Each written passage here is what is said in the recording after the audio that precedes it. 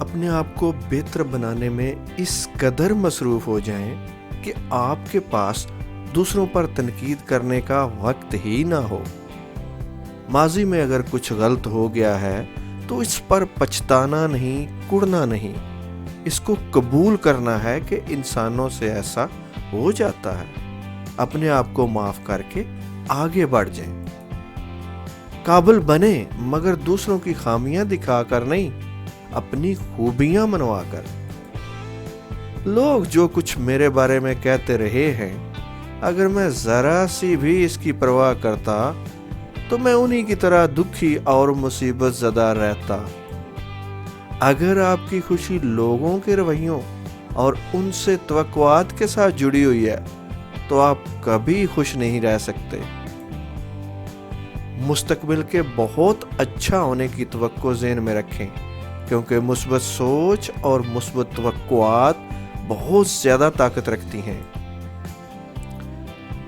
تخریبی سوچیں کسی اور کا نہیں بلکہ آپ کا ہی نقصان کرتی ہیں۔ محبت بھری سوچیں لگاتار ذہن میں رکھیں، پھر دیکھیں فائدہ آپ کو ہوتا ہے یا کسی اور کو۔ برے لوگوں کی وجہ سے اچھا انسان بننا کبھی نہ چھوڑیں۔ جب آپ اپنی موجودہ زندگی میں مثبت پہلو تلاش کرنے لگتے ہیں تو مثبت پہلو اور زیادہ آپ کے سامنے آنے لگتے ہیں۔ اپنے خوابوں کا تصور کریں اور یقین کو زیادہ کریں۔ آپ کو اچھی فیلنگ آئے گی۔